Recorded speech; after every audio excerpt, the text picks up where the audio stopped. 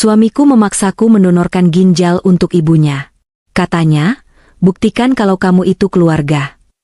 Aku menjalani operasi itu, menyelamatkan nyawanya. 3 hari kemudian, saat masih di rumah sakit, dia menyerahkan surat cerai kepadaku. Ibunya tersenyum dari tempat tidur. Terima kasih untuk ginjalnya. Pacar barunya ada di ruangan itu, memakai cincin pertunangan. 6 bulan kemudian mereka datang padaku dengan putus asa. Sebelum ceritanya dimulai, silakan tulis di kolom komentar dari daerah mana saja teman-teman yang menonton cerita ini. Jangan lupa like dan subscribe agar channel ini bisa semakin berkembang dan bisa mempersembahkan cerita yang lebih menarik lagi. Hujan mengguyur kawasan Kemang sore itu, seolah langit Jakarta ikut merasakan mendung yang menggelayut di hatiku. Rumah mewah bergaya kolonial milik ibu mertua, Bu Ratna, biasanya terlihat megah dengan pilar-pilar putih yang kokoh. Namun hari ini, rumah itu terasa seperti penjara yang dingin dan lembab. Bau pewangi ruangan aroma lavender yang biasanya menenangkan, kini bercampur dengan bau obat-obatan yang mulai menyengat di ruang keluarga.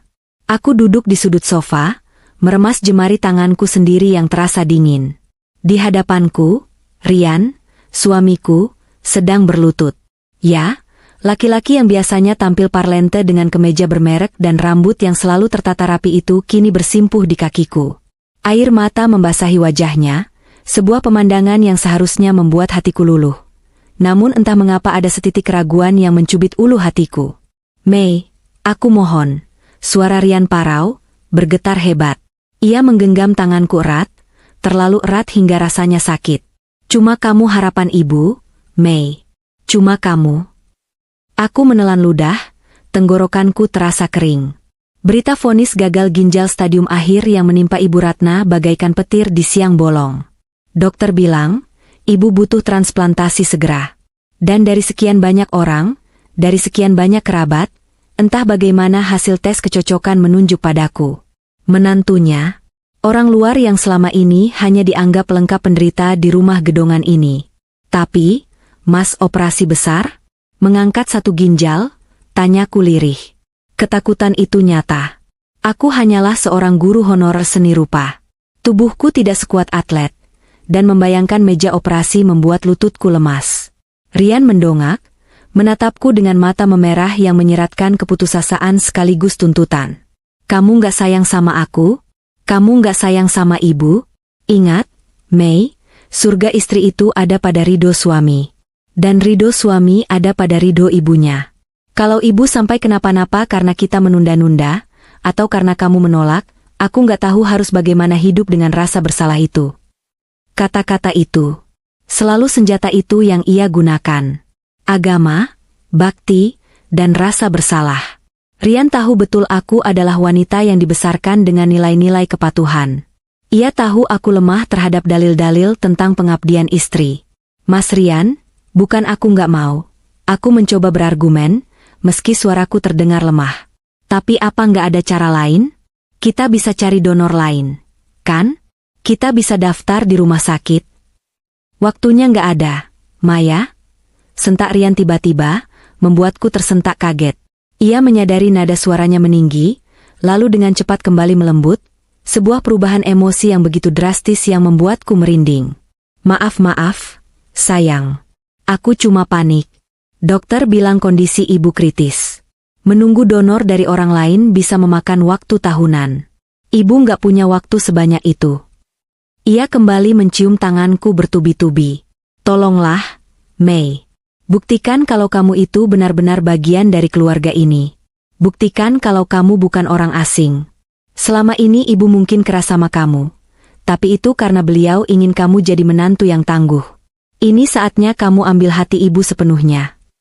Perdebatan batin itu belum selesai ketika malam harinya, suasana rumah semakin mencekam.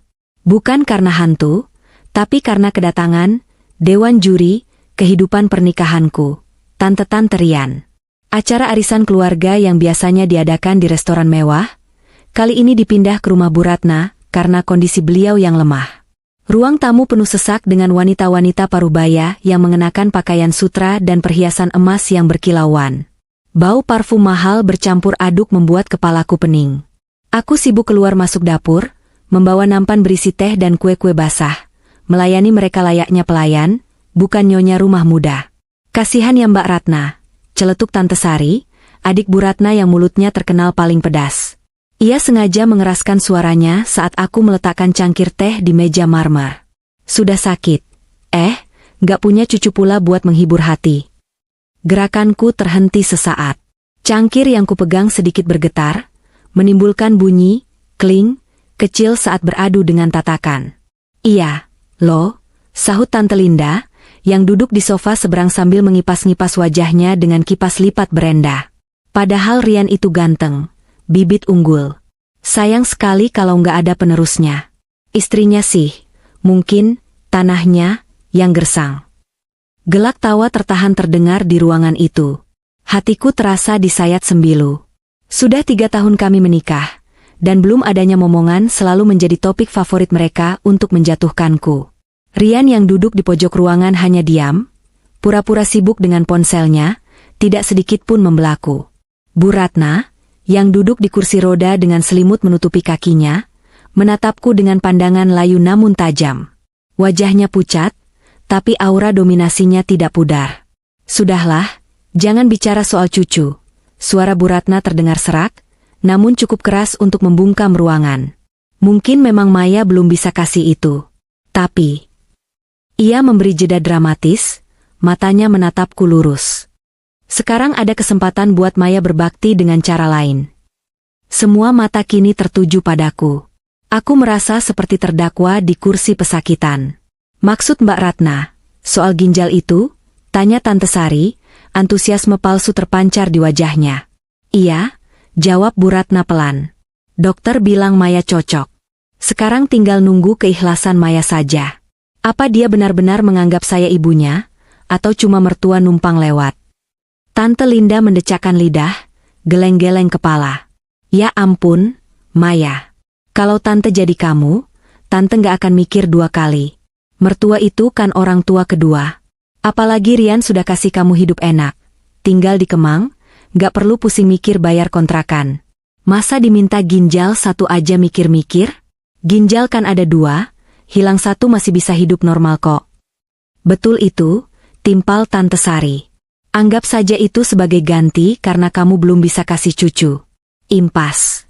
Kan? Jangan egoislah jadi orang. Ingat dosa. Tekanan itu datang bertubi-tubi dari segala penjuru. Sindiran tentang kemandulan, utang budi tempat tinggal, hingga ancaman dosa agama, semuanya diaduk menjadi satu ramuan racun yang mematikan logika sehatku. Aku menatap Rian lagi, berharap ada sedikit pembelaan. Namun, suamiku justru menatapku dengan pandangan memohon yang sama. Ia mengangguk pelan, seolah memberi kode, lakukan saja, Mei. Demi kita. Demi kita. Frasa itu berdengung di kepalaku. Jika aku melakukan ini, mungkin mereka akan berhenti menghinaku. Mungkin Bu Ratna akan benar-benar menyayangiku seperti anak kandungnya sendiri. Mungkin Rian akan semakin mencintaiku karena pengorbananku. Mungkin, ini adalah harga yang harus kubayar untuk mendapatkan tiket, diterima, di keluarga Ningrat ini. Dengan tangan gemetar dan mata yang mulai buram karena genangan air mata, aku menatap Bu Ratna. Bu. Suaraku tercekat. Kalau memang ginjal Maya bisa menyelamatkan ibu, Maya bersedia. Ruangan itu seketika riuh dengan pujian palsu. Nah, gitu dong. Itu baru menantu berbakti, seru Tante Sari. Alhamdulillah, Rian gak salah pilih istri ternyata, tambah Tante Linda. Rian langsung melompat dari kursinya, memelukku erat di depan semua orang. Terima kasih, sayang. Terima kasih. Kamu malaikatku. Bu Ratna tersenyum tipis, sangat tipis. Terima kasih, Maya. Ibu akan ingat ini selamanya. Segera urus jadwal operasinya, Rian. Ibu sudah tidak kuat menahan sakit. Malam itu, di kamar mandi, aku menangis tanpa suara di bawah guyuran shower agar Rian tidak mendengar. Aku telah menyerahkan bagian tubuhku, berharap menukar ginjal itu dengan cinta dan pengakuan. Aku tidak tahu bahwa aku baru saja menandatangani kontrak kehancuranku sendiri. Aku hanyalah tumbal yang disiapkan untuk disembelih di altar keserakahan mereka. Lorong rumah sakit swasta kelas atas di Jakarta Pusat itu terasa sangat panjang dan dingin. Lantainya yang terbuat dari marmer putih mengkilap memantulkan bayangan lampu neon yang berderet di langit-langit, menciptakan ilusi optik yang membuat kepalaku pening. Baunya khas, campuran antiseptik yang tajam, aroma kopi mahal dari kafe di lobi, dan hawa dingin AC sentral yang menusuk tulang. Hari ini adalah hari penentuan. Tanggal tua di kalender, tapi Rian bersikeras operasi harus dilakukan sekarang juga. Kesehatan ibu nggak bisa nunggu gajian, Mei, katanya waktu itu. Padahal aku tahu, administrasi rumah sakit ini biayanya selangit. Aku sempat bertanya dari mana ia mendapatkan uang untuk deposit operasi semahal ini, mengingat ia sering mengeluh tentang bisnis propertinya yang sedang lesu. Jawaban Rian hanya singkat dan ketus. Urusan laki-laki. Kamu fokus saja siapin mental. Aku duduk di tepi ranjang ruang persiapan operasi. Ruangan ini kecil, dipisahkan oleh tirai biru muda dari pasien lain. Aku sudah mengenakan baju operasi berwarna hijau yang kebesaran, bahannya kasar di kulitku. Di pergelangan tanganku melingkar gelang identitas pasien. Nama, Maya. Status, donor. Jam dinding menunjukkan pukul 7 pagi. Seharusnya Rian ada di sini. Seharusnya dia memegang tanganku, membisikkan doa, atau setidaknya memberiku senyuman yang menenangkan. Tapi kursi di samping ranjangku kosong. Sejak kami tiba di rumah sakit semalam, Rian sibuk luar biasa. Ponselnya tidak pernah lepas dari telinga. Setiap kali aku mencoba mengajaknya bicara tentang ketakutanku, dia akan mengangkat tangan, memberi isyarat, tunggu sebentar, lalu berjalan menjauh ke lorong, berbicara dengan suara pelan dan mendesak. Mas Rian kemana? Sus? Tanyaku pada perawat yang masuk untuk mengecek tekanan darahku. Perawat muda itu tersenyum simpatik. Senyum yang sepertinya sudah dilatih untuk menghadapi pasien-pasien cemas. Suami ibu tadi bilang mau ke bagian administrasi sebentar. Bu, ada berkas yang harus ditandatangani. Oh, lama sekali ya, gumamku. Sudah 2 jam dia mengurus administrasi. Mungkin antreannya panjang, Bu. Tenang saja, tekanan darah ibu agak tinggi nih. Coba rileks ya, tarik napas. Bagaimana aku bisa rileks? Sebentar lagi dokter akan membedah perutku, mengambil salah satu organ vitalku. Aku mencoba memejamkan mata, memutar kembali kenangan manis bersama Rian untuk menguatkan hati. Aku ingat saat dia melamarku 3 tahun lalu. Dia berjanji akan membahagiakanku, melindungiku. Saat itu, aku percaya dia adalah pangeran berkuda putih yang menyelamatkanku dari kesendirian setelah kedua orang tuaku meninggal. Aku, si guru seni yang sederhana, merasa begitu beruntung dipilih oleh Rian yang tampan dan mapan. Lamunanku buyar ketika tirai tersibak kasar. Rian masuk dengan napas terengah. Penampilannya sedikit berantakan, kemejanya kusut di bagian lengan, dan ada aroma samar yang tercium saat dia mendekat. Bukan aroma rumah sakit. Itu aroma parfum wanita. Manis, floral, dan mahal. Sangat berbeda dengan parfumku yang hanya wangi sabun bayi. Mas, kamu dari mana? Tanyaku, mencoba mengabaikan curiga yang mulai merayap. Administrasi ribet banget, Mei. Biasalah birokrasi, jawabnya cepat, menghindari tatapan mataku. Dia tidak memegang tanganku. Dia justru sibuk mengecek jam tangannya. Dokter sudah siap? Ibu sudah masuk ruang operasi duluan tadi. Mas, aku takut, bisikku. Aku butuh dia memelukku sekarang. Rian menghela napas panjang, seolah ketakutanku adalah beban tambahan baginya. Dia menepuk pundakku pelan, canggung. Nggak usah drama, Mei. Ini operasi standar. Dokter di sini lulusan luar negeri semua. Kamu bakal baik-baik saja. Pikirin ibu, dia lebih tua, risikonya lebih besar. Kamu harus kuat buat ibu. Lagi-lagi ibu. Selalu ibu. Tidak adakah sedikit ruang untuk kekhawatiran tentang keselamatanku?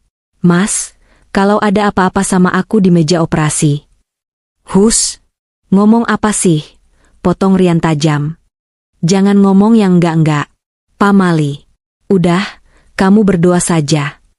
Tepat saat itu, 2 orang perawat pria masuk membawa brankar dorong. Ibu Maya, waktunya masuk ruang operasi. Jantungku berdegup kencang, seolah ingin melompat keluar dari dada. Aku berbaring di brankar, menatap langit-langit yang mulai bergerak saat roda brankar didorong keluar ruangan. Rian berjalan di sampingku, tapi matanya kembali tertuju pada layar ponselnya yang berkedip. Ada pesan masuk. Mas. Panggilku saat kami sampai di depan pintu ganda ruang operasi yang tertutup rapat. Pintu batas antara dunia luar dan meja bedah. Rian akhirnya menatapku. Semangat ya, aku tunggu di luar. Hanya itu. Tidak ada, aku sayang kamu. Tidak ada ciuman di kening. Dia berhenti di batas pintu, membiarkan aku didorong masuk sendirian ke dalam ruangan yang suhunya jauh lebih dingin, menusuk hingga ke tulang sumsum. Di dalam ruang operasi, lampu sorot besar menyilaukan mataku. Bunyi mesin monitor jantung bip-bip-bip mengisi keheningan yang mencekam. Para dokter dan perawat memakai masker dan baju hijau, wajah mereka tak terlihat, hanya mata yang menatapku sebagai objek medis. Ibu Maya, kita akan mulai pembiusan ya. Suara dokter anestesi terdengar lembut di telinga kiriku. Hitung mundur dari 10. 10. Mas Rian, kenapa kamu terasa begitu jauh? 9. Kenapa ada bau parfum wanita lain di bajumu? 8. Apakah pengorbanan ini akan membuatmu mencintaiku lagi? 7. Ibu, semoga ginjal ini membuatmu berhenti membenciku. 6. Aku terbangun dengan rasa sakit yang luar biasa di bagian pinggang kiriku. Rasanya seperti ada api yang membakar di dalam sana, ditarik dan dirobek. Aku mengerang, mencoba membuka mata, tapi kelopak mataku terasa berat seperti direkatkan lem. Tenggorokanku kering kerontang, sakit sekali untuk menelan. Air. Rintihku lirih. Seseorang menempelkan kapas basah di bibirku. Rasanya surga. Perlahan, kesadaranku mulai kembali. Aku berada di ruang pemulihan. Cahayanya remang-remang. Aku menoleh ke kiri dan kanan, mencari sosok Rian. Nihil. Aku dipindahkan ke ruang rawat inap biasa, bukan VVIP seperti yang dijanjikan Rian sebelumnya. Katanya, agar kami bisa satu kamar dengan ibu. Tapi nyatanya, aku ditempatkan di kamar kelas 2 yang berisi 4 orang pasien. Tirai pembatas antar pasien hanya setengah tertutup. Suara batuk pasien di ranjang sebelah dan tangisan bayi dari pengunjung di ujung ruangan membuat kepalaku berdenyut. Mana Rian? Operasi sudah selesai. Aku masih hidup. Tapi di mana suamiku? Seorang perawat masuk mengecek infusku. Sus, suami saya mana? Tanyaku dengan suara serak. Oh, Pak Rian ya? Tadi beliau titip pesan, katanya sedang menjaga ibunya di ruang VVIP di lantai atas. Ibu mertua Mbak kondisinya butuh pengawasan intensif. Jadi Bapak harus standby di sana. Jawab perawat itu santai sambil menyuntikkan obat pereda nyeri ke selang infusku. Hatiku mencelos. Aku yang mendonorkan organ, aku yang kesakitan, aku yang dibelek perutnya, tapi aku ditinggalkan sendirian di kamar kelas 2 sementara penerima ginjalku menikmati fasilitas VVIP ditemani suamiku. Ada pesan lain? Tanyaku, berharap setidaknya dia menitipkan salam sayang. Cuma bilang kalau Mbak butuh apa-apa, panggil perawat saja. Bapak enggak bisa diganggu dulu. Air mata menetes di sudut mataku, membasahi bantal rumah sakit yang keras dan berbau apek. Rasa sakit di bekas operasi tidak sebanding dengan rasa nyeri yang merambat di dadaku. Aku sendirian. Di tengah keramaian bangsal kelas 2, di tengah rasa sakit pasca operasi besar, aku benar-benar sendirian. Malam itu, aku melewati masa kritis pasca operasi hanya ditemani bayang-bayang di langit-langit kamar dan suara dengkuran pasien sebelah. Rian tidak datang. Tidak sekalipun. Ponselku yang tergeletak di meja samping tempat tidur tetap sunyi, tidak ada pesan, tidak ada telepon. Padahal aku tahu dia sedang memegang ponselnya di lantai atas sana. Saat itu aku belum sadar bahwa ketidakhadirannya bukan karena dia sibuk menjaga ibunya, tapi karena dia sedang sibuk merayakan kemenangan dengan orang lain. Kemenangan karena telah berhasil mengambil apa yang mereka butuhkan dariku, tanpa perlu memberikan apapun sebagai balasan. Operasi ini bukan awal dari perbaikan hubungan kami, melainkan awal dari pembuanganku. 3 hari setelah operasi, rasa sakit di bekas jahitan perutku masih terasa seperti gigitan ribuan semut api setiap kali aku bergerak. Namun, Hari ini dokter bilang kateterku sudah bisa dilepas dan aku harus mulai belajar berjalan agar pemulihan lebih cepat. Dengan langkah tertatih dan berpegangan pada tiang infus yang roda-rodanya berdecit, aku memaksakan diri keluar dari kamar kelas 2 yang pengap itu. Tujuanku satu, kamar VVIP di lantai 8. Aku ingin melihat ibu. Sejak aku sadar dari bius total, tak ada satupun kabar tentang kondisi ibu yang sampai ke telingaku, kecuali selentingan dari perawat yang bilang operasinya sukses. Rian juga bagaikan ditelan bumi. Pesan WhatsAppku hanya centang 2 abu-abu, teleponku tidak diangkat. Naluri istriku mengatakan ada sesuatu yang salah. Tapi bodohnya, hatiku masih mencoba menyangkal. Mungkin Rian kelelahan. Mungkin dia sedang sibuk mengurus ibu yang rewel. Lift membawaku naik. Begitu pintu lift terbuka di lantai 8, suasana langsung berubah drastis. Tidak ada bau karbol murahan atau suara bising pengunjung yang berdesakan. Lantai ini hening, dilapisi karpet tebal yang meredam suara langkah kaki, dan udaranya harum aromaterapi yang menenangkan. Aku berjalan pelan menyusuri lorong panjang. Di luar, langit Jakarta sedang mengamuk. Dari jendela kaca besar di ujung lorong, aku bisa melihat hujan deras mengguyur kota, membuat pemandangan menjadi kelabu. Kilat menyambar sesekali, diikuti suara gemuruh guntur yang terdengar samar dari balik kaca kedap suara. Cuaca yang sangat serasi dengan kegelisahan di dadaku. Sampai di depan pintu kamar nomor 808, aku berhenti sejenak mengatur napas. Luka operasiku terasa nyeri. Aku menekan handel pintu perlahan, berniat memberi kejutan. Mas Rian, panggilku pelan saat pintu terbuka. Pemandangan di dalam membuatku terpaku. Ruangan itu luas, lebih mirip kamar hotel bintang 5 daripada rumah sakit. Ada sofa kulit empuk, televisi layar datar raksasa, dan kulkas mini. Di ranjang pasien yang canggih, Bu Ratna sedang duduk bersandar nyaman. Wajahnya terlihat jauh lebih segar daripada saat terakhir aku melihatnya sebelum operasi. Rona merah sudah kembali ke pipinya.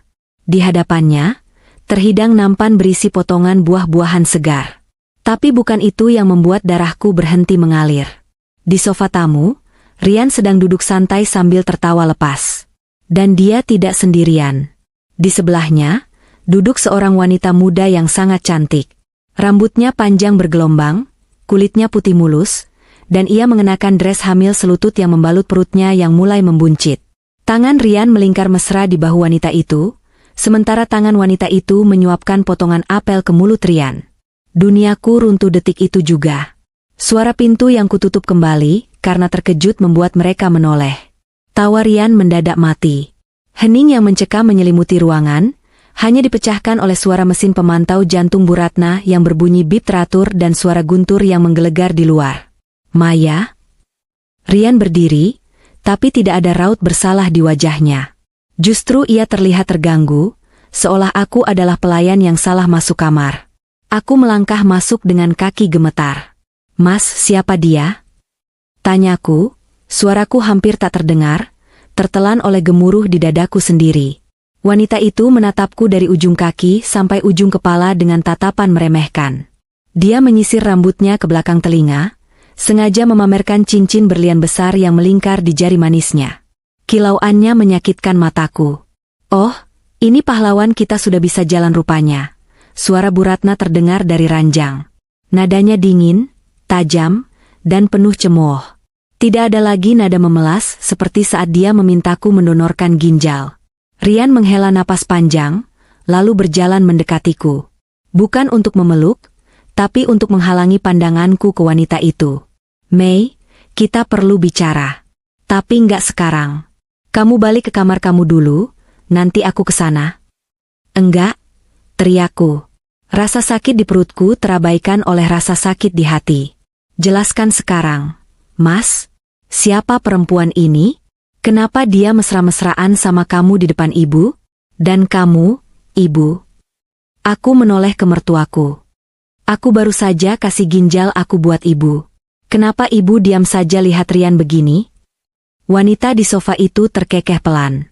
Dia berdiri dengan anggun, membelai perut buncitnya dengan gerakan yang sengaja diperlambat. Kenalan dulu dong, Mbak Maya. Aku Siska, calon istri Mas Rian, dan... Dia menepuk perutnya, ibu dari calon cucu laki-laki Bu Ratna. Hantaman itu begitu keras hingga aku merasa oleng. Cucu laki-laki. Hal yang selama 3 tahun ini gagal kuberikan. Siska, diam dulu, tegur Rian, tapi nadanya lembut. Dia kemudian menatapku dengan wajah datar yang asing. Wajah manipulatif yang selama ini tertutup topeng suami penyayang. Dia mengambil sebuah map berwarna merah dari meja di samping sofa, dan melemparkannya ke arahku. Map itu jatuh tepat di kakiku. Apa ini? Bisikku. Baca saja, jawab Rian dingin. Itu surat gugatan cerai.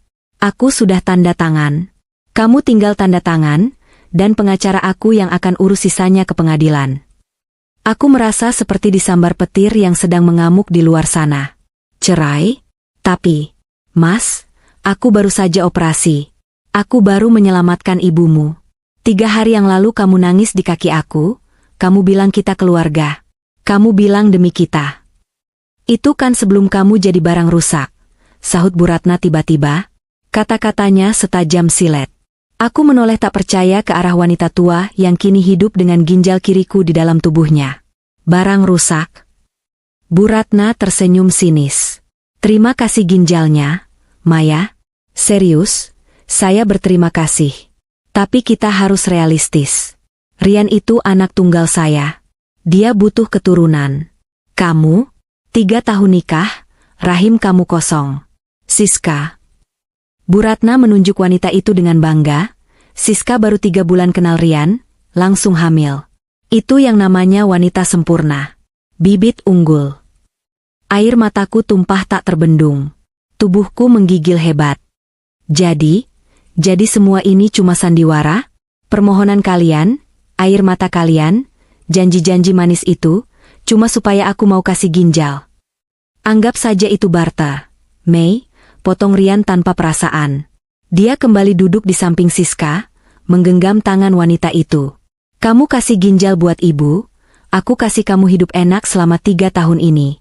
Makan enak, tinggal di Kemang, baju bagus. Sekarang kontraknya sudah habis. Tugasmu sudah selesai. Rian, aku istrimu, jeritku histeris. Demi Allah, Mas, aku istrimu. Mantan istri. Sebentar lagi, sela Siska dengan nada manja yang dibuat-buat. Duh, Mas, berisik banget sih. Kasihan dedek bayi kaget nih. Rian langsung mengelus perut Siska. Iya, sayang. Maaf ya. Lalu dia menatapku dengan tatapan mengusir. Mei, tolong jangan bikin keributan di sini. Ini rumah sakit elit. Malu sama orang. Kamu ambil map itu, tanda tangan, terus pergi. Semua barang-barang kamu di rumah sudah aku suruh pembantu bersin dan masukin ke kardus. Aku mundur selangkah, menabrak tiang infusku sendiri hingga bergoyang. Rasa nyeri di perutku semakin menjadi-jadi, seolah jahitannya mau lepas. Tapi rasa perih di dada jauh lebih menyiksa. Aku melihat mereka bertiga. Rian, suami yang kucintai. Siska, wanita asing yang merebut tempatku. Dan Bu Ratna, mertua yang kuanggap ibu sendiri yang kini hidup berkat bagian tubuhku. Mereka terlihat seperti keluarga bahagia yang utuh.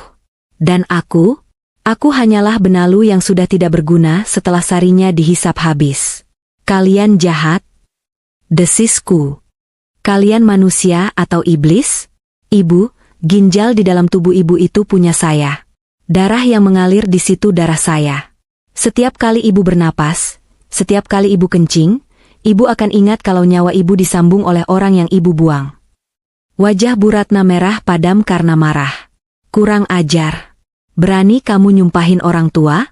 Dasar tidak tahu diuntung. Untung Rian mau nikahin kamu dulu, anak yatim piatu miskin. Harusnya kamu bersyukur bisa berguna sedikit sebelum ditendang. Cukup, Mei, bentak Rian. Dia berdiri dan berjalan cepat ke arahku, mencengkeram lenganku kasar. Keluar sekarang atau aku panggil satpam buat seret kamu.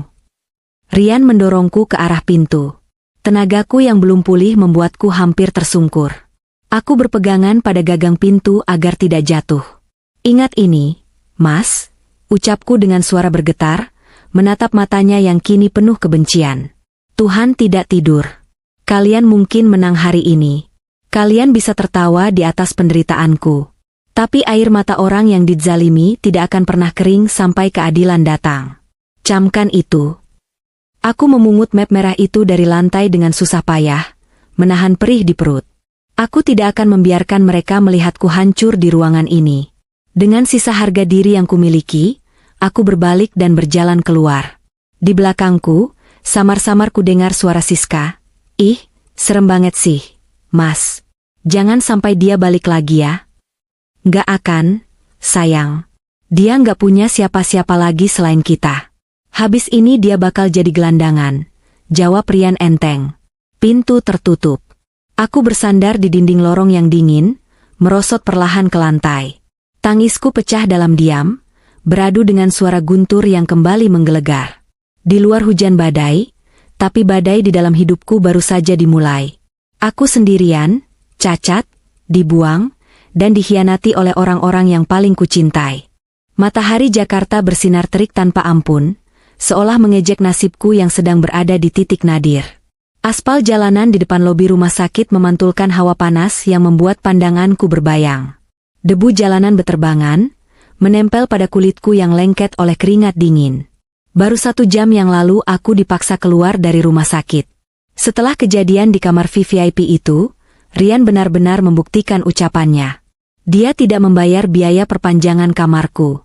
Pihak administrasi memberitahuku dengan sopan namun tegas bahwa jaminan asuransi Rian sudah dicabut untuk namaku, dan jika aku ingin tetap dirawat, aku harus membayar deposit tunai yang jumlahnya puluhan juta. Tentu saja aku tidak punya uang sebanyak itu. Dengan jahitan yang masih basah dan tubuh yang masih lemas, aku mengemasi sedikit barang yang kubawa. Tidak ada yang menjemput. Tidak ada mobil mewah Rian yang biasanya standby di lobi. Aku berdiri di pinggir jalan raya, memegang 1 tas jinjing berisi baju kotor bekas pakai di rumah sakit. Klakson kendaraan bersahut-sahutan, membuat kepalaku pening. Aku mencoba memesan ojek online mobil. Rasanya mustahil aku naik motor dengan perut yang baru dioperasi. Saat aplikasi mencari pengemudi, aku mengecek saldo rekeningku lewat mobile banking untuk memastikan aku bisa membayar ongkos ke Depok, tempat satu-satunya kenalan lama yang menyewakan kontrakan murah. Mataku terbelalak menatap layar ponsel. Angka yang tertera di sana membuat jantungku berhenti berdetak sesaat. Saldo, Rp15.000. Rp15.000. Tanganku gemetar hebat. Bagaimana mungkin? Terakhir kali aku mengecek sebelum operasi, tabungan bersamaku dengan Rian, uang yang kukumpulkan dari gaji honorerku dan sisa uang belanja yang kuhemat mati-matian, masih ada sekitar 50 juta rupiah. Itu uang jaga-jaga kami. Uang masa depan. Dengan panik, aku membuka menu mutasi rekening. Deretan angka merah berjejer rapi. Ada belasan transfer keluar dalam 3 hari terakhir. Tepat saat aku sedang tidak sadarkan diri pasca operasi. Transfer ke Siska Anggraini. 10 juta rupiah transfer ke toko perhiasan mulia. 25 juta rupiah pembayaran kartu kredit, 15 juta rupiah. Rian, dia menguras habis semuanya. Dia menggunakan uang tabungan kami, uang keringatku juga, untuk membelikan cincin berlian selingkuhannya dan membayar gaya hidup mereka. Mbak, ojeknya jadi nggak? Di sini nggak boleh berhenti lama, teriak seorang satpam membuyarkan kepanikanku. Aku membatalkan pesanan mobil online dengan air mata tertahan. Aku tidak punya uang untuk bayar taksi atau mobil online ke Depok. Ongkosnya pasti di atas 100.000. Aku merogoh saku celana, menemukan selembar uang 50.000 yang lecek dan beberapa recehan. Ini sisa uang tunai di dompetku. Dengan langkah menyeret, aku berjalan menuju halte busway terdekat. Setiap langkah terasa seperti siksaan. Guncangan kecil saat kakiku memijak trotoar yang tidak rata mengirimkan sinyal nyeri langsung ke bekas operasi ginjalku. Aku menggigit bibir bawahku sampai berdarah untuk menahan erangan. Di dalam busway yang padat, aku tidak kebagian tempat duduk. Tidak ada yang peduli pada wanita pucat yang berdiri sambil memegangi perutnya. Jakarta terlalu keras untuk peduli pada kesakitan orang lain. Aku berdiri terhimpit di dekat pintu, keringat dingin mengucur deras. Bau keringat penumpang lain membuat perutku mual. Perjalanan ke Depok terasa seperti perjalanan menuju neraka. Aku harus transit 2 kali, lalu menyambung dengan angkot. Saat akhirnya aku turun di pinggiran Depok, hari sudah sore. Langit mulai jingga kemerahan. Aku berjalan menyusuri gang sempit yang becek sisa hujan semalam. Tujuanku adalah sebuah rumah peta kecil milik Bu Yati, teman almarhumah ibuku yang dulu pernah bilang punya kontrakan kosong. "Loh, Neng Maya?" Bu Yati terkejut saat membuka pintu dan melihat kondisiku. Wajahku pucat pasi, bibirku pecah-pecah, dan aku berdiri membungkuk memegangi perut. "Ya Allah, Gusti, kenapa begini, Neng? Masuk, masuk." Bu Yati memapahku masuk ke dalam rumahnya yang sederhana namun hangat. Dia memberiku segelas teh manis hangat. Setelah napasku agak teratur, aku menceritakan semuanya. Tentang operasi, tentang pengusiran, tentang Rian dan Siska. Bu Yati menangis mendengarnya, memelukku erat layaknya anaknya sendiri. "Biadab bener suamimu itu, Neng." "Teganian," umpat Bu Yati sambil mengusap punggungku. "Ya sudah, Neng tinggal di sini dulu. Ada satu petak di belakang yang kosong. Bayarnya nanti saja kalau Neng sudah sehat dan kerja lagi." Ibu nggak tega. Aku menangis lagi, kali ini tangis haru. Di saat keluarga suamiku membuangku seperti sampah, orang lain justru menampungku. Malamnya, setelah menempati kontrakan petak yang hanya berisi kasur busa tipis di lantai, aku berniat pergi ke apotek di depan gang.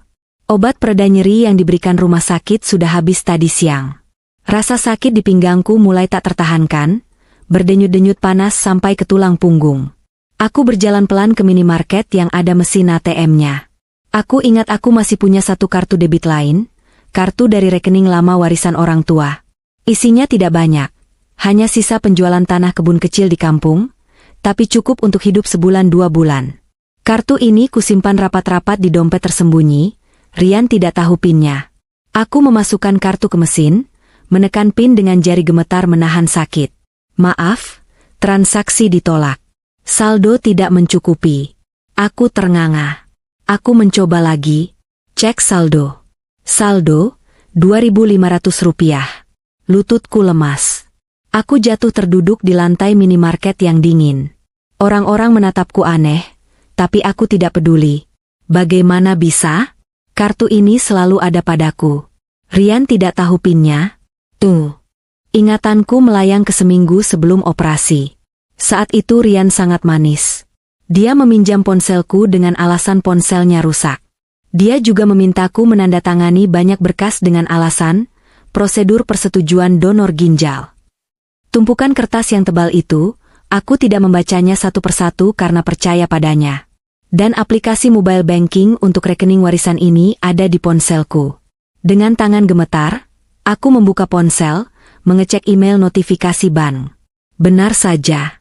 Ada pencairan dana pinjaman online, pinjol, atas namaku sebesar Rp50 juta yang masuk ke rekening ini seminggu lalu langsung ditransfer keluar ke rekening Rian. Dan yang lebih mengerikan, ada notifikasi email dari Bank Perkreditan Rakyat. "Terima kasih Ibu Maya. Pengajuan gadai sertifikat tanah hak milik nomor 1024 telah disetujui. Dana sebesar Rp300 juta telah dicairkan. Sertifikat tanah rumah peninggalan orang tuaku. Rumah di kampung yang menjadi satu-satunya kenangan tersisa dari ayah dan ibu. Sertifikat itu aku simpan di brankas di rumah Kemang. Rian pasti mengambilnya, memalsukan tanda tanganku di antara tumpukan berkas, persetujuan operasi, itu, dan menggadaikannya. 300 juta. 50 juta dari pinjol. Semua atas namaku. Aku berteriak. Teriakan frustrasi yang panjang dan menyakitkan. Pengunjung minimarket mulai mendekat, kasir berlari menghampiri. "Mbak? Mbak kenapa? Sakit?" Aku tidak menjawab. Pandanganku gelap. Rian bukan hanya mengambil ginjalku. Dia bukan hanya menceraikanku. Dia telah membunuh masa depanku, meninggalkan tumpukan utang ratusan juta atas namaku, dan merampas warisan orang tuaku. Dia menjadikanku sapi perah sampai tetes darah terakhir, lalu membuang bangkainya ke selokan. Malam itu, di lantai dingin minimarket pinggiran Depok, Maya yang polos dan penurut telah mati. Bersama rasa sakit yang merobek perut dan hatiku, sebuah dendam mulai tumbuh. Dendam yang akan menjadi bahan bakarku untuk bertahan hidup. Aku terbangun dengan napas tersengal, keringat dingin membasahi daster lusuh yang kupakai. Suara gedoran di pintu depan terdengar seperti dentuman meriam di telingaku. Itu bukan gedoran tamu yang sopan, melainkan hantaman kasar yang disertai teriakan-teriakan garang. Keluar, Maya Anggraini, keluar kamu maling. Jantungku berdegup kencang, rasa nyeri di bekas operasi yang belum sembuh total kembali menyengat. Sudah 2 minggu aku menumpang di rumah Bu Yati, dan sudah seminggu ini teror itu dimulai. Debt collector, penagih utang. Mereka datang silih berganti, dari yang berpakaian preman, hingga yang berpakaian rapi tapi bermulut kotor. Mereka menagih utang pinjaman online dan cicilan gadai yang tidak pernah aku nikmati sepeser pun uangnya. Aku menyeret langkahku keluar kamar. Di ruang tamu yang sempit, Bu Yati berdiri gemetar memegang sapu lidi, wajah tuanya pucat pasi. Neng, mereka datang lagi, bisik Bu Yati, suaranya bergetar ketakutan. Rasa bersalah menghantam dadaku lebih keras daripada gedoran di pintu. Bu Yati sudah begitu baik menampungku saat aku dibuang suamiku sendiri, dan balasan yang kuberikan hanyalah teror yang mengancam ketenangan masa tuanya. Aku tidak bisa terus bersembunyi. Aku harus menghadapi ini. Ibu mundur ya. Biar Maya yang hadapi, kataku, berusaha terdengar tegar meski lututku lemas. Aku membuka pintu kayu yang catnya sudah mengelupas itu. 3 orang pria berbadan besar dengan kulit terbakar matahari berdiri di teras sempit. Asap rokok mengepul dari mulut salah satu dari mereka, baunya menyengat. Nah, ini dia nyonyanya. Bayar utang wai. Jangan cuma bisa gaya hidup mewah tapi ngutang lari ke kampung. Bentak pria yang paling besar, tato naga menyembul dari balik kerah kaosnya. Saya tidak pernah meminjam uang itu. Jawabku, suaraku parau tapi tegas. Aku menatap mata mereka satu persatu. Tanda tangan saya dipalsukan oleh mantan suami saya. Kalian salah orang kalau menagih ke saya. Alah, lagu lama. Semua orang ngutang juga ngomongnya gitu. Data di kami, KTP situ, foto situ, tanda tangan situ. Bayar sekarang atau kami angkut barang-barang di dalam. Pria itu melangkah maju, hendak mendorongku. Langkahi dulu mayat saya kalau mau masuk. Bu Yati tiba-tiba maju, mengacungkan sapu lidinya dengan nekat. Keributan itu memancing tetangga keluar. Rasa malu membakar wajahku. Aku, Maya, seorang guru seni yang dulu dihormati, menantu keluarga terpandang di Kemang, kini menjadi tontonan warga kampung karena dituduh pengemplang utang. Aku memejamkan mata, menahan air mata yang mendesak keluar. Rian, inikah caramu membunuhku pelan-pelan? Setelah perdebatan panjang dan ancaman akan memanggil polisi dari Pak RT, para penagih utang itu pergi dengan janji akan kembali besok membawa truk angkut. Tubuhku merosot ke lantai teras begitu mereka menghilang di ujung gang. Neng Maya, kita harus lapor polisi beneran, kata Bu Yati sambil mengurut punggungku. Atau cari pengacara. Neng gak bisa diam saja diperlakukan begini. Pengacara mahal, Bu. Buat makan saja Maya numpang ibu, jawabku lirih. Cari lebih, Neng. Lembaga bantuan hukum. Katanya di sana gratis buat orang susah kayak kita. Coba ya, besok ibu antar. Saran Bu Yati menjadi titik balik. Esoknya, dengan sisa tenaga dan uang receh hasil memecahkan celengan ayam milik cucu Bu Yati, yang aku berjanji akan kuganti 10 kali lipat nanti, aku berangkat ke kantor lebih di Jakarta Pusat. Kantor itu jauh dari kesan mewah.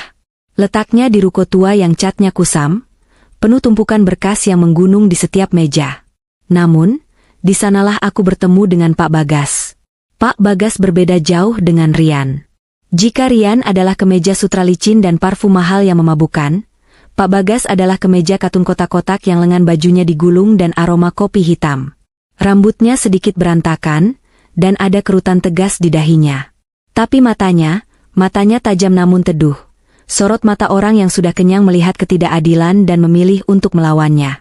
Jadi, suami ibu memalsukan tanda tangan untuk pinjol dan gadai sertifikat saat ibu sedang di meja operasi mendonorkan ginjal untuk ibunya. Pak Bagas mengulangi ceritaku, nada suaranya datar tapi aku bisa melihat rahangnya mengeras menahan amarah. Iya, Pak. Saya baru tahu setelah diusir dan cek mutasi rekening. Jawabku sambil menyerahkan bukti-bukti cetak rekening koran yang sempat kucetak di warnet. Pak Bagas membolak-balik kertas itu. Ini biadab. Ini bukan sengketa rumah tangga biasa, Bu Maya. Ini tindak pidana murni. Penipuan, penggelapan, pemalsuan dokumen, dan KDRT psikis. Dia menatapku lurus. Ibu siap bertarung? Ini akan melelahkan. Keluarga suami ibu pasti punya uang untuk bayar pengacara mahal. Kita di sini cuma punya kebenaran dan nekat. Saya sudah tidak punya apa-apa lagi untuk dipertaruhkan, Pak. Ginjal saya sudah diambil, harga diri saya sudah diinjak, harta orang tua saya dirampok. Saya cuma ingin keadilan, jawabku mantap. Mulai hari itu, Pak Bagas resmi menjadi kuasaku. Dia bergerak cepat. Dia membantuku membuat laporan polisi, mengurus penangguhan penagihan ke pihak bank dan aplikasi pinjol dengan bukti medis bahwa aku sedang tidak sadarkan diri saat transaksi terjadi. Kehadirannya yang tegas membuat para debt collector berpikir 2 kali untuk menerorku. Sementara proses hukum berjalan, aku harus bertahan hidup. Aku tidak bisa terus membebani Bu Yati. Di halaman belakang rumah Bu Yati, ada gudang tua yang penuh debu. Aku membersihkannya, mengubahnya menjadi studio kecil. Tanah liat. Itu adalah sahabat lamaku. Dulu, sebelum menikah dengan Rian, aku adalah seniman keramik. Namun Rian melarangku menyentuh lumpur kotor. Itu karena menurutnya tidak pantas bagi istri pengusaha. Kini, lumpur itulah yang menyelamatkanku. Aku mulai membuat pesanan keramik custom. Piring, mug, vas bunga. Setiap kali tanganku menyentuh tanah liat yang dingin dan basah, aku merasa tenang. Saat aku menekan, memutar, dan membentuk tanah itu, aku membayangkan aku sedang membentuk ulang hidupku yang hancur. Tanah yang diinjak-injak, jika dibakar dalam api yang panas, akan menjadi keramik yang keras, indah, dan berharga. Aku adalah tanah itu. Dan pengkhianatan Rian adalah apinya. Pesanan mulai datang, awalnya dari teman-teman lama, lalu meluas lewat media sosial. Keramik Maya mulai dikenal karena desainnya yang unik, sederhana tapi menyiratkan kekuatan. Suatu sore, Pak Bagas datang ke studioku. Dia tidak membawa kabar soal kasus hukum, tapi membawa sebuah amplop coklat dari rumah sakit. Saya ada teman dokter forensik yang bantu kita cek rekam medis kamu untuk bukti pengadilan, kata Pak Bagas, wajahnya serius. Dan dia menemukan sesuatu yang disembunyikan dokter keluarga suamimu. Apa itu, Pak? Tanyaku sambil membersihkan tangan yang penuh lumpur. Kamu punya kondisi genetik langka, Maya. Darah dan jaringanmu, kamu itu donor universal untuk organ tertentu. Sangat, sangat jarang. Kemungkinan kecocokanmu dengan Bu Ratna itu bukan kebetulan 1:1.000.000. Dokter mereka tahu ini sejak awal pemeriksaan kesehatan pranikah dulu. Ingat kamu pernah disuruh cek darah lengkap sebelum nikah. Aku ternganga. Ingatanku melayang ke 3 tahun lalu. Rian bersikeras agar kami check up di dokter langganan ibunya. Maksud Bapak? Mereka sudah tahu sejak lama, Maya. Rian menikahi kamu mungkin bukan cuma karena cinta, atau mungkin tidak ada cinta sama sekali. Bu Ratna sudah sakit ginjal lama, meski belum parah saat itu. Mereka menyimpan kamu sebagai suku cadang. Saat ginjal Bu Ratna rusak total, kamu sudah siap tersedia di rumah mereka. Gratis, legal, dan bisa dimanipulasi atas nama bakti istri. Kakiku lemas hingga aku harus berpegangan pada meja putar keramik. Fakta ini jauh lebih menyakitkan daripada perselingkuhan. Aku bukan hanya dikhianati cintanya. Aku diternakan. Aku dipelihara seperti sapi yang ditunggu masa potongnya. Mereka iblis. Desisku, air mata kemarahan menetes jatuh ke tanah liat yang sedang kubentuk. Ya, kata Pak Bagas pelan.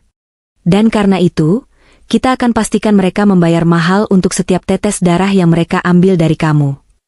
Malam itu, aku tidak bisa tidur. Bukan karena sedih, tapi karena api kemarahan yang membara di dadaku. Aku menatap cermin, melihat bekas luka operasi di perutku. Dulu aku melihatnya sebagai tanda cinta dan pengorbanan. Sekarang, aku melihatnya sebagai bukti kejahatan terencana.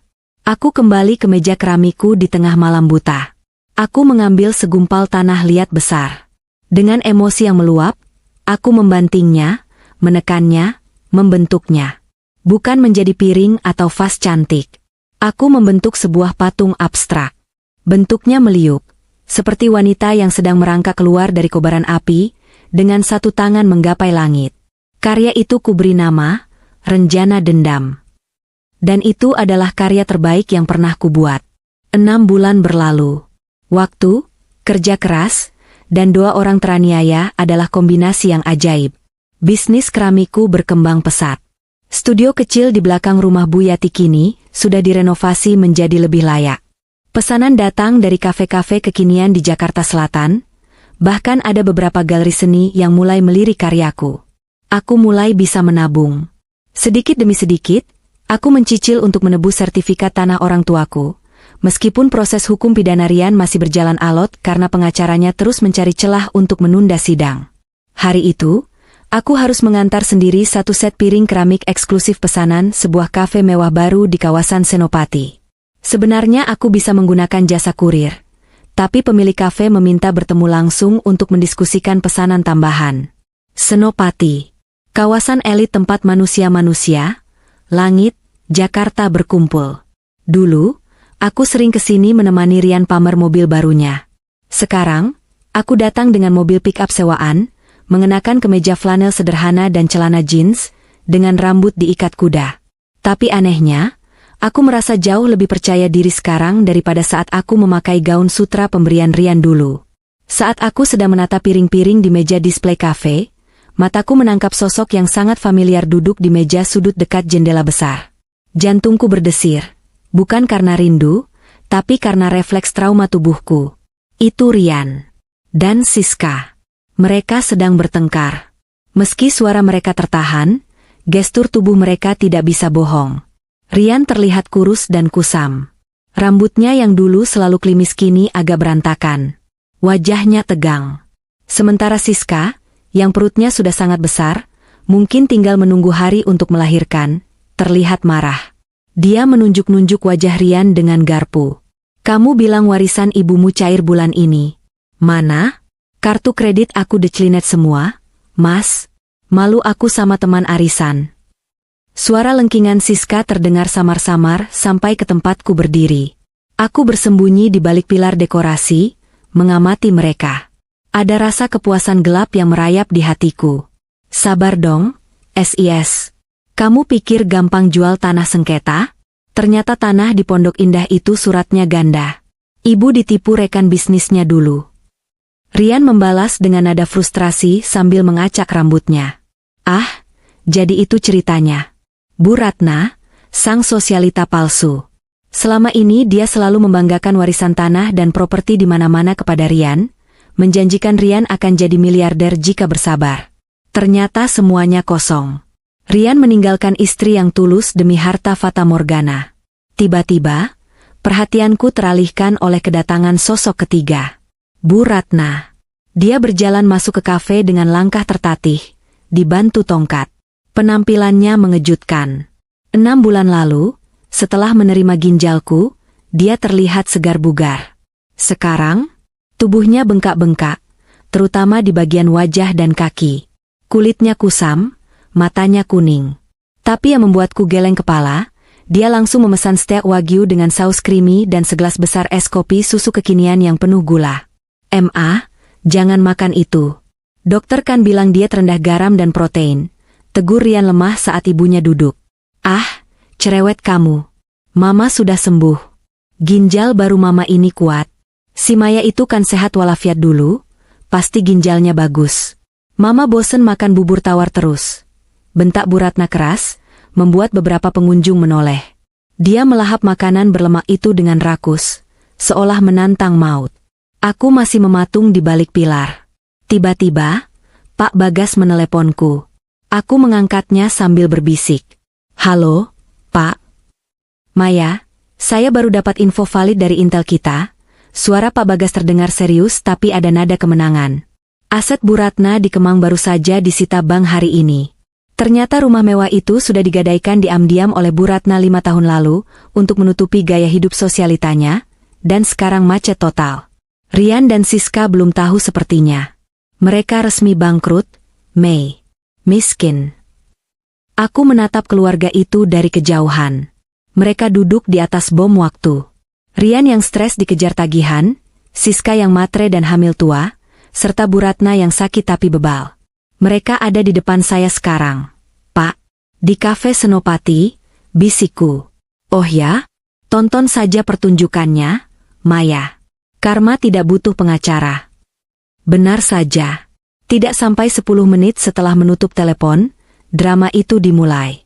Bu Ratna tiba-tiba menjatuhkan garpunya. Tangannya mencengkeram dada, lalu pindah memegang pinggang belakangnya, tepat di lokasi ginjal barunya berada. Wajahnya berubah dari merah menjadi biru dalam hitungan detik. Dia mulai kejang. Mulutnya mengeluarkan busa.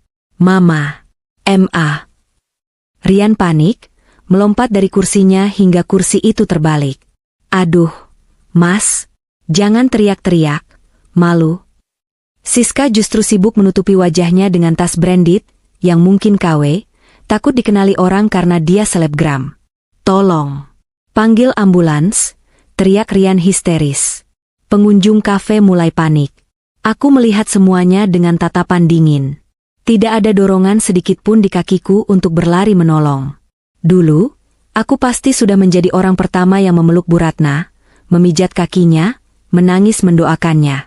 Tapi wanita bodoh itu sudah mati di meja operasi 6 bulan lalu. Yang berdiri di sini sekarang adalah Maya yang baru. Ambulans datang dengan sirine meraung-raung. Petugas medis menggotong tubuh Bu Ratna yang kejang-kejang. Rian ikut naik ke ambulans dengan wajah pucat. Siska ditinggal sendirian di kafe. Kebingungan karena sepertinya dia tidak bawa uang tunai dan kartu kredit suaminya macet. Aku keluar dari persembunyianku setelah ambulans pergi. Aku berjalan melewati meja mereka. Siska melihatku. Matanya membulat sempurna, seolah melihat hantu. Dia melihat penampilanku yang sederhana tapi bersih, lalu matanya turun ke kunci mobil pick-up di tanganku, dan kembali ke wajahku yang tenang. Maya, cicitnya. Aku berhenti sejenak, menatapnya. Tanpa kata, aku mengeluarkan dompet, mengambil selembar uang 100.000, dan meletakkannya di meja. Buat ongkos taksi kamu pulang. Kasihan bayinya kalau ibunya terlantar di sini karena suaminya bangkrut, kataku datar. Aku berbalik dan berjalan pergi, meninggalkan Siska yang terpaku dengan mulut menganga. Keesokan harinya, Pak Bagas memberiku kabar lanjutan dari rumah sakit. Bu Ratna mengalami penolakan organ akut. Ginjal dariku rusak total karena gaya hidupnya yang ceroboh dan ketidakpatuhannya minum obat imunosupresan. Racun di tubuhnya menumpuk. Dia harus cuci darah lagi, tapi kondisinya sekarang jauh lebih lemah daripada sebelum operasi. Jantungnya tidak kuat. Dan yang lebih mengerikan, dokter bilang dia butuh transplantasi lagi secepatnya. Atau dia akan mati dalam hitungan minggu. Rian cari donor lagi? Tanyaku pada Pak Bagas di telepon. Iya. Tapi siapa yang mau? Uang mereka habis. Rumah disita. Teman-teman sosialita Bu Ratna kabur semua, jawab Pak Bagas. Tapi ada satu hal yang menarik. Maya, Rian mulai bertanya-tanya ke dokter soal kecocokan golongan darah Siska. Aku merinding. Siska? Dia kan lagi hamil tua? Orang panik bisa melakukan apa saja. Maya. Rian itu anak mami sejati. Dia tidak bisa hidup tanpa ibunya yang selama ini menyetir hidupnya. Dia akan mengorbankan siapa saja demi ibunya. Dulu kamu. Sekarang mungkin dia sedang melirik aset, cadangan yang ada di sebelahnya. Lingkaran setan itu berputar kembali. Karma itu nyata, dan dia datang menagih dengan bunga berbunga. Rian, yang dulu memaksaku berkorban demi keluarga, kini terjebak di antara ibu yang sekarat dan istri baru yang hamil. Dan dia tidak punya uang untuk membeli jalan keluar. Aku menutup telepon, menatap patung tanah liatku yang belum dibakar. Kemarin bentuknya seperti wanita kesakitan. Hari ini, aku ingin mengubah sedikit ekspresinya. Menjadi wanita yang tersenyum. Senyum kemenangan yang sunyi. Hujan di luar turun dengan tempo yang konstan, mengetuk-ngetuk atap seng studio keramiku seperti irama musik yang melankolis. Malam ini, udara Depok terasa lebih dingin dari biasanya. Aku sedang duduk di depan meja putar, memandangi segumpal tanah liat yang berputar perlahan. Tanganku yang berlumuran lumpur abu-abu bergerak statis, pikiranku melayang jauh ke masa lalu, namun hatiku terasa anehnya tenang. Sudah 6 bulan sejak aku diusir. Sudah 6 bulan sejak aku membangun kembali kepingan diriku yang dihancurkan oleh Rian dan keluarganya. Studio ini, meskipun kecil dan berdebu, adalah istanaku. Di sini, aku adalah ratu atas nasibku sendiri. Tidak ada lagi perintah Bu Ratna yang menyakitkan, tidak ada lagi senyum manipulatif Rian yang menuntut kesempurnaan. Namun, ketenangan malam itu terusik oleh getaran ponsel yang tergeletak di meja kerja kayu di sudut ruangan. Layarnya menyala, menampilkan nama yang sudah lama tidak ingin kulihat. Namun belum sempat kuhapus kontaknya karena kebutuhan bukti hukum. Mas Rian Caling. Aku membiarkannya berdering hingga mati. Sekali, 2 kali, 3 kali. Ponsel itu tidak berhenti menjerit. Notifikasi pesan masuk mulai membanjiri layar, ting-ting-ting tanpa henti, seolah si pengirim sedang dalam keadaan darurat militer. Rasa penasaran, bercampur dengan sedikit firasat buruk, akhirnya menggerakkan tanganku. Aku membersihkan sisa tanah liat dengan lap basah, lalu meraih benda pipih itu. Aku membuka pesan WhatsApp terakhir. Isinya membuat alisku berkerut. Mei, angkat. Tolong. Ini soal nyawa. Ibu kritis. Cuma kamu yang bisa tolong. Aku mohon demi Allah, Mei. Nyawa. Kata itu selalu menjadi kartu as Rian. Dulu dia menggunakan kata itu untuk mengambil ginjalku. Sekarang, apalagi yang dia inginkan? Apakah belum cukup dia mengambil separuh fungsi tubuhku? Ponsel berdering lagi. Kali ini, aku menekan tombol hijau. Aku tidak mengucapkan sepatah kata pun, hanya menempelkan ponsel ke telinga, membiarkan suara napas di seberang sana terdengar lebih dulu.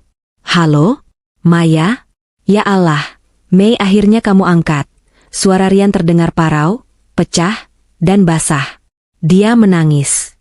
Tapi tangisannya kali ini terdengar berbeda dari sandiwara 6 bulan lalu. Ini tangisan ketakutan murni. Tangisan seorang anak kecil yang kehilangan pegangan. Ada apa? Tanyaku dingin, datar, tanpa emosi. Ibu, Mei, ibu. Rian terisak keras. Tubuh ibu nolak ginjal kamu. Racunnya nyebar kemana-mana. Sekarang livernya kena imbas, hatinya rusak parah. Dokter bilang ibu gagal organ ganda. Dia koma, Mei.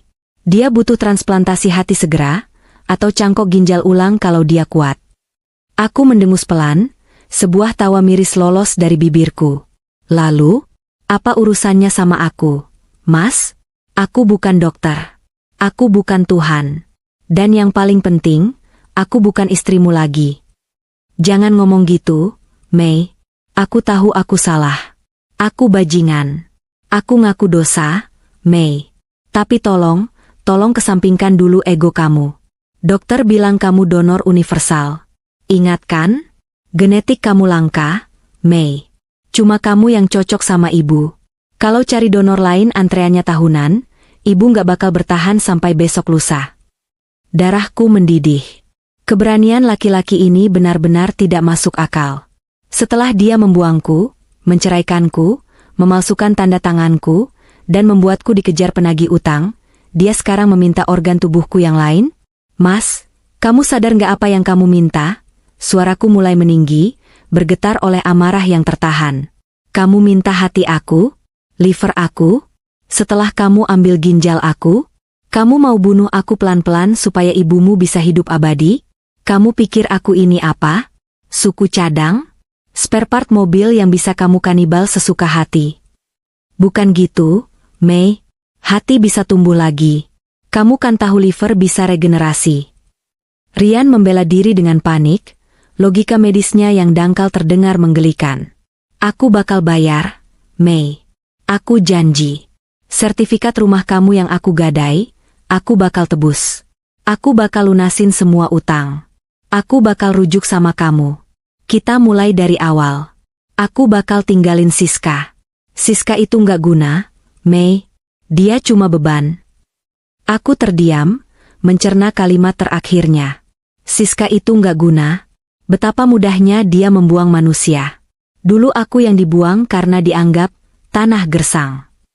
Sekarang Siska, wanita yang sedang mengandung anaknya, disebut beban hanya karena tidak bisa memberikan organ tubuhnya. Kamu mau ninggalin Siska yang lagi hamil tua? Tanyaku memancing. Iya, Mei. Demi kamu. Demi ibu. Siska itu ternyata penipu juga, dia nggak sekaya yang kita kira. Dia cuma bikin pusing. Aku sadar sekarang, cuma kamu istri yang tulus. Cuma kamu yang sayang sama ibu. Mei, please datang ke rumah sakit malam ini ya. Dokter sudah siapin tesnya. Tinggal kamu datang. Cukup, Mas. Aku memotong racauannya. Dengar baik-baik. Kalaupun ibumu meninggal malam ini, itu bukan salahku. Itu takdir. Dan itu hasil dari keserakahan kalian sendiri. Jangan pernah hubungi aku lagi untuk minta potongan tubuhku. Tubuhku milikku. Bukan milik keluarga parasitmu. Aku mematikan telepon sepihak. Dadaku naik turun menahan emosi. Rian menelepon lagi berkali-kali, tapi langsung kublokir nomornya. Aku melempar ponsel ke sofa, lalu memijat pelipisku yang berdenyut nyeri. Tiba-tiba, terdengar suara ketukan di pagar depan. Bukan gedoran kasar debt collector, tapi ketukan pelan, ragu-ragu, nyaris tak terdengar di antara suara hujan. Aku mengintip dari jendela tirai. Di bawah guyuran hujan lebat, berdiri sesosok wanita. Dia tidak membawa payung. Tubuhnya basah kuyup, rambut panjangnya lepek menempel di wajah. Perutnya yang besar menonjol di balik dres hamil yang kini transparan karena air. Itu Siska. Jantungku berdegup kencang. Apakah ini jebakan? Apakah Rian mengirim istri barunya untuk memohon atau menyerangku? Tapi melihat Siska yang menggigil kedinginan dengan wajah pucat pasi, rasa kemanusiaanku mengalahkan rasa curigaku. Aku mengambil payung dan berlari kecil membuka pagar. Mbak Maya. Suara Siska bergetar hebat, giginya gemeretuk kedinginan. Air mata bercampur air hujan di wajahnya. Dia tidak terlihat seperti pelakor sombong di ruang VVIP waktu itu. Dia terlihat seperti kucing yang nyaris mati tenggelam. Ngapain kamu kesini? Tanyaku ketus, tapi tanganku tetap memayunginya. Tolong aku, Mbak, tolong. Siska menangis, tangannya memegang perutnya. Aku takut. Mas Rian gila. Dia mau bunuh aku. Aku terpaku. Masuk, perintahku singkat. Di dalam studio yang hangat, aku memberikan handuk kering dan segelas teh panas pada Siska. Dia duduk di kursi kayu dengan canggung, air menetes dari ujung rambutnya membuat genangan di lantai. Dia meminum teh itu dengan rakus, tangannya gemetar memegang gelas. Cerita, kataku sambil berdiri bersedekap di depannya, menjaga jarak. Siska menarik napas panjang, mencoba menenangkan diri. Tadi sore, setelah ibu mertua, maksudku Bu Ratna, masuk ICU lagi, dokter bilang butuh donor hati. Mas Rian panik banget. Dia telepon sana-sini cari pinjaman uang tapi nggak ada yang kasih. Semua aset sudah disita. Siska menatapku dengan mata merah bengkak. Terus dia ngomong sama dokter. Tanya apa golongan darahku cocok. Dokter bilang mungkin, tapi aku lagi hamil tua, berisiko tinggi kalau operasi. Mas Rian. Siska terisak lagi, menutup wajahnya dengan tangan. Mas Rian bilang sama dokter, kalau bayinya dilahirin paksa sekarang lewat sesar, ibunya bisa langsung operasi donorkan. Dok? Aku menutup mulutku dengan tangan karena shock. Rian benar-benar sudah kehilangan akal sehatnya. Dia berniat memaksa istrinya melahirkan prematur demi mengambil organ tubuhnya untuk ibunya. Aku takut. Mbak. Aku lari pas Mas Rian lagi debat sama dokter. Aku dengar dia telepon Mbak Maya tadi di jalan. Aku tahu dia pasti ngejar Mbak Maya juga. Tapi kalau Mbak Maya nolak, dia pasti balik lagi ke aku. Dia bakal paksa aku. Siska merogoh saku dresnya yang basah, mengeluarkan sebuah ponsel yang dibungkus plastik klip agar tidak kena hujan. Aku rekam, Mbak. Waktu di mobil ambulans, terus waktu dia ngomong sama dokter, dan waktu dia ngomong sendiri di lorong rumah sakit tentang rencana dia malsuin persetujuan operasi aku kayak dia malsuin tanda tangan bak dulu. Aku rekam semuanya. Siska menyodorkan ponsel itu padaku dengan tangan gemetar. Tolong aku, Mbak. Aku nggak punya siapa-siapa di Jakarta. Orang tuaku di kampung tahunya aku hidup enak. Kalau aku pulang dalam keadaan begini, aku bodoh, Mbak. Aku emang matre, aku salah rebut suami Mbak. Tapi aku nggak mau mati di meja operasi. Aku mau anakku hidup. Aku menatap wanita di depanku ini. Wanita yang dulu menghinaku, Benalu. Sekarang, Dia berlutut memohon perlindungan pada benalu yang dia hina. Roda nasib berputar begitu cepat dan mengerikan. Aku tidak merasakan kepuasan balas dendam melihatnya begini. Yang kurasakan hanya rasa jijik yang mendalam pada Rian. Laki-laki itu adalah monster. Aku mengambil ponsel Siska. Kita butuh bukti ini. Besok adalah sidang mediasi terakhir sekaligus pembacaan tuntutan pidana Rian yang diurus Pak Bagas. Kamu harus ikut aku ke pengadilan. Kamu harus bersaksi. Siska mengangguk cepat. Aku mau, Mbak. Asal Mas Rian di penjara. Asal dia nggak bisa sentuh aku dan anakku lagi. Malam itu, di bawah atap kontrakan yang sederhana, dua wanita korban kebiadaban laki-laki yang sama duduk berdampingan. Bukan sebagai sahabat, tapi sebagai sekutu yang disatukan oleh rasa sakit dan naluri bertahan hidup. Di luar, hujan mulai reda, menyisakan aroma tanah basah yang menjanjikan harapan baru di pagi hari. Pagi itu, Pengadilan Agama Jakarta Selatan terlihat begitu cerah, kontras dengan awan mendung yang menggelayut di wajah Rian. Ruang sidang mediasi terasa dingin, bukan hanya karena AC, tapi karena aura ketegangan yang begitu pekat hingga rasanya bisa diiris dengan pisau. Aku duduk di sisi kanan meja panjang, mengenakan kemeja putih bersih dan blazer biru tua yang kubeli dari hasil penjualan keramik pertamaku. Rambutku kuikat rapi, wajahku kupulas makeup tipis yang menonjolkan fitur wajahku yang kini lebih tirus namun segar. Di sampingku, Pak Bagas duduk dengan tenang, menata tumpukan berkas yang menjadi amunisi kami. Di seberang meja, Rian duduk sendirian. Pengacaranya, seorang pria tua yang terlihat lelah dan sepertinya belum dibayar lunas, duduk acuh tak acuh di sebelahnya. Penampilan Rian kacau balau. Matanya cekung dengan lingkaran hitam yang pekat, kemejanya kusut, dan tubuhnya terlihat menyusut. Dia terus-menerus menatapku. Tatapan yang merupakan campuran aneh antara kebencian, penyesalan, dan harapan gila. Hakim mediator, seorang bapak parubaya dengan wajah bijaksana namun tegas, membuka kacamata bacanya dan menatap kami bergantian. Saudara Rian, Saudari Maya. Ini adalah mediasi terakhir sebelum kita masuk keputusan cerai dan pembahasan gonogini. Apakah ada niat dari kedua belah pihak untuk rujuk? Sebelum aku sempat menjawab, Rian tiba-tiba berdiri.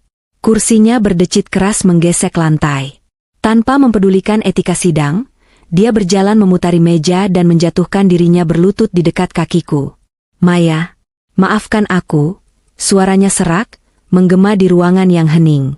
Dia mencoba meraih tanganku, tapi aku menariknya menjauh dengan cepat, seolah tangannya adalah bara api. Rian, kembali ke tempat dudukmu, tegur hakim keras. Sebentar, Yang Mulia, tolong.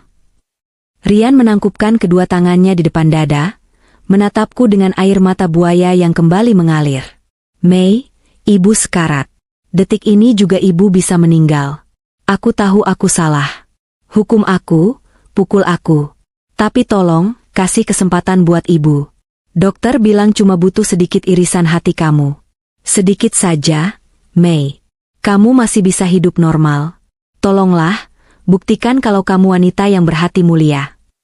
Aku menatap laki-laki yang sedang merendahkan dirinya ini. Dulu, pemandangan ini mungkin akan membuat hatiku luluh lantak. Dulu, aku akan ikut menangis dan memberikannya segalanya. Tapi hari ini, aku hanya melihat seorang pecundang yang tidak mau menerima konsekuensi hidup. Aku berdiri, menatapnya dari ketinggian. Mas, bangun, kataku tenang namun tegas. Rian mendongak, ada kilat harapan di matanya. Kamu mau bantu ibu? Bangun, ulangku. Jangan permalukan dirimu lebih jauh lagi.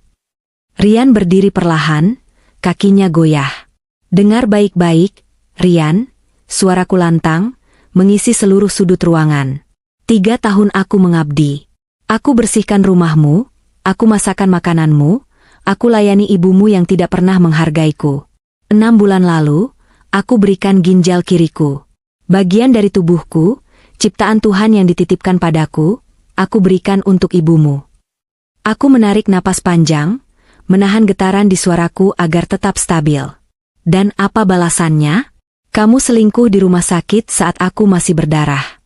Kamu buang aku seperti sampah. Kamu palsukan tanda tanganku. Kamu curi warisan orang tuaku, kamu hancurkan nama baikku dengan utang. Dan sekarang kamu minta hatiku. Aku menggeleng pelan, tersenyum sinis. Tidak akan ada lagi organ tubuhku yang keluar untuk keluargamu. Tidak setetes darah pun. Ibumu sakit karena gaya hidupnya, dan sekarang dia sekarat karena karma perbuatannya. Itu urusan dia dengan Tuhan. Bukan urusanku. Kamu jahat, Mei. Kamu pembunuh. Teriak Rian, wajahnya memerah karena marah dan putus asa. Topeng memelasnya runtuh seketika. Kalau ibu mati, itu salah kamu. Justru kamu yang pembunuh, Saudara Rian. Suara bariton Pak Bagas memotong teriakan Rian. Pak Bagas berdiri, membuka sebuah map tebal. Yang Mulia Hakim, mediasi ini gagal total karena pihak tergugat tidak memiliki itikat baik. Selain itu, kami ingin menyerahkan bukti baru terkait tindak pidana yang dilakukan Saudara Rian, yang relevan dengan alasan perceraian ini. Pak Bagas mengeluarkan sebuah flash disk dan beberapa lembar transkrip percakapan. Ini adalah rekaman suara Saudara Rian tadi malam dan sore hari sebelumnya. Di sini terdengar jelas rencana Saudara Rian untuk memalsukan persetujuan medis istri barunya, Saudari Siska, untuk memaksa kelahiran prematur dan pengambilan organ hati secara paksa jika klien saya, Maya, menolak. Wajah Rian pucat pasi, seputih kertas. Dia menoleh ke pintu ruang sidang yang terbuka perlahan. Di sana, Siska berdiri didampingi seorang polwan. Siska menatap Rian dengan tatapan penuh kebencian. Siska? Desis Rian tak percaya. Cukup, Mas, kata Siska dari ambang pintu, suaranya bergetar tapi berani. Aku nggak mau mati konyol demi ibumu. Suasana ruang sidang menjadi riuh. Hakim mengetuk palu berkali-kali meminta ketenangan. Ini tuduhan serius, kata Hakim dengan wajah tegang. Apakah polisi sudah dikabari? Sudah, Yang Mulia, jawab Pak Bagas. Di luar ruang sidang, petugas dari kepolisian sudah menunggu untuk menahan Saudara Rian atas tuduhan penipuan, penggelapan aset, pemalsuan dokumen, dan percobaan tindakan medis ilegal serta KDRT. Rian mundur terhuyung-huyung, menabrak kursinya hingga jatuh. Nggak mungkin. Ini jebakan. Maya, Siska, kalian sekongkol. Dua orang petugas polisi berseragam masuk ke ruang sidang. Mereka tidak membuang waktu. Dengan sigap, mereka memegang kedua lengan Rian. Bunyi klik dari borgol besi yang terkunci di pergelangan tangan Rian terdengar begitu merdu di telingaku, lebih indah dari melodi musik apapun. Lepaskan. Saya mau bicara sama istri saya. Mei, tolong aku. Cabut laporannya. Ibu gimana, Mei? Siapa yang urus ibu? Rian meronta-ronta saat diseret keluar. Aku berjalan mendekatinya saat dia melewati tempatku berdiri. Aku menatap matanya dalam-dalam. Ibumu akan diurus negara, Mas. Ada panti sosial, ada rumah sakit pemerintah. Dia akan belajar bagaimana rasanya hidup seperti rakyat biasa yang dia hina selama ini. Pakai BPJS kelas 3, antre obat sendiri, tanpa pelayan. Anggap saja itu pesantren kilat di masa tuanya. Dan kamu nikmatilah Hotel Prodeo.